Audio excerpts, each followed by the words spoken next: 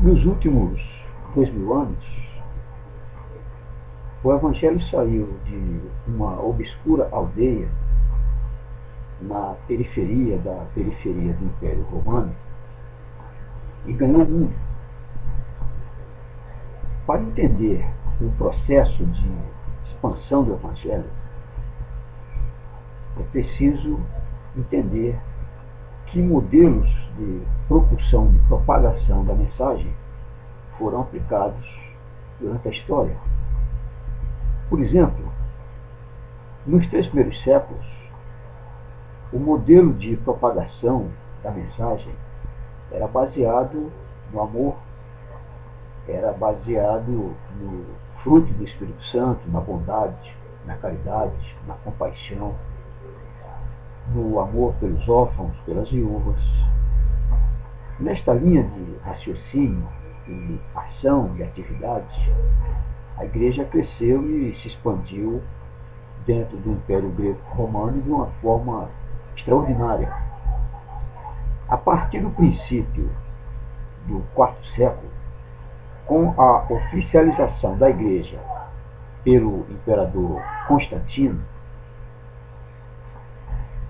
um novo modelo de propulsão para a evangelização, para o crescimento da Igreja foi aplicado. A via doravante foi a via do poder político.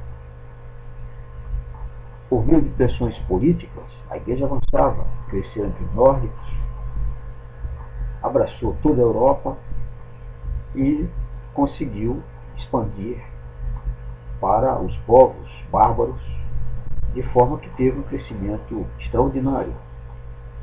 Entretanto, um crescimento baseado no poder da política.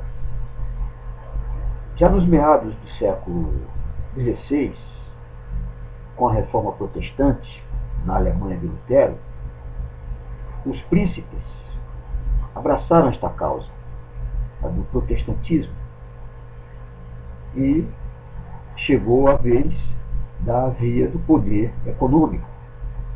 Então, o poder econômico passou a nortear o crescimento do Evangelho. Já no início do século XX, no Brasil, o modelo de propagação, de propulsão do crescimento do Evangelho foi o modelo dos dons espirituais, especialmente o dom de línguas, o dom de cura, o dom de libertação. Esses dons eram utilizados em larga escala para atrair as pessoas e para que o Evangelho crescesse, como cresceu enormemente. Esse modelo no Brasil prevaleceu até o final da década de 80, quando, já no início da década de 90, um outro modelo foi aplicado para o crescimento do Evangelho, que é o modelo conhecido como o neopentecostalismo, que já passou a utilizar outra mola propulsora para o crescimento do Evangelho.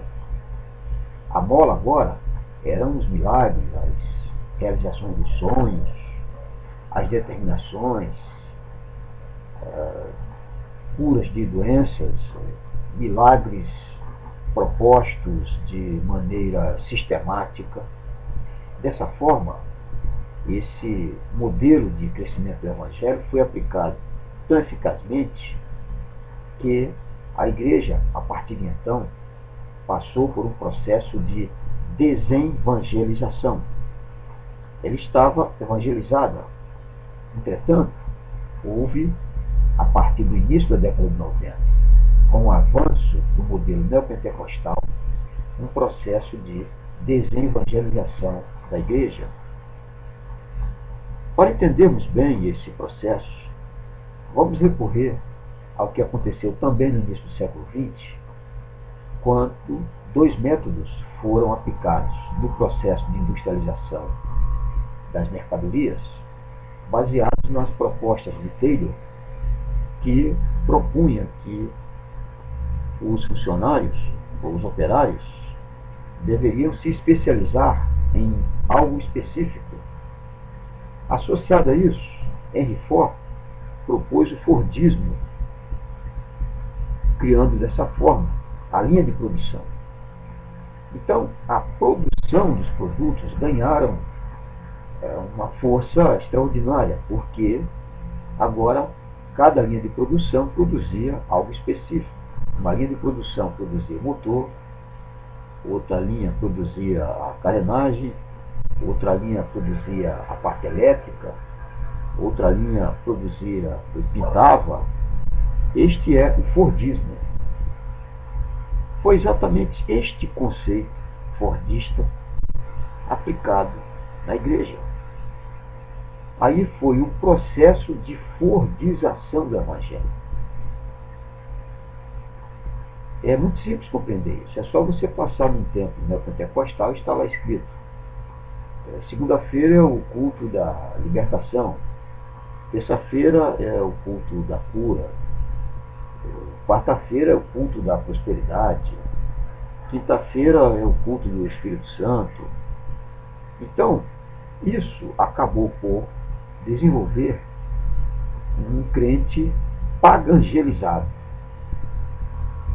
É um crente que, de fato, vem para o que está visto como, em tese, o Evangelho, mas que traz todos esses modelos de religiões afro-ameríndios e de conceitos de religiões orientais, como o Seichonoye, para dentro do Evangelho. Isto é real, acontece no Brasil em larga escala.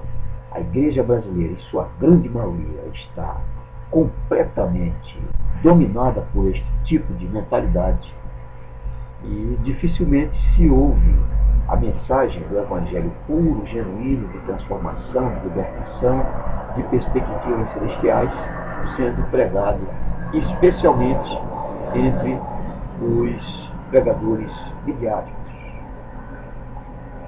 A responsabilidade de mudar este curso cabe a cada um de nós.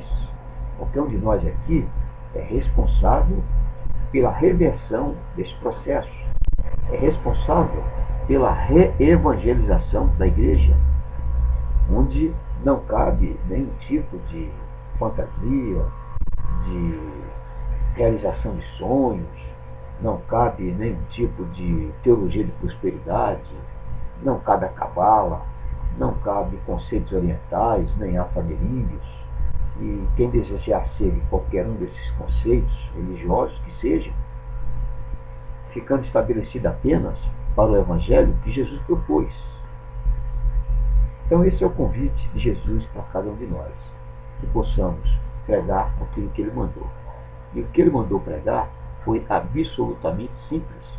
Ele disse para os discípulos: ide e pregai o Evangelho, que é a grande notícia do reino de Deus, do coração de Deus, do trono de Deus para cada um de nós. E ela tem um objetivo específico: salvar o homem, libertar o homem do império das trevas e conduzi-los para a vida eterna em Jesus Cristo. Muito obrigado, Deus abençoe a todos vocês.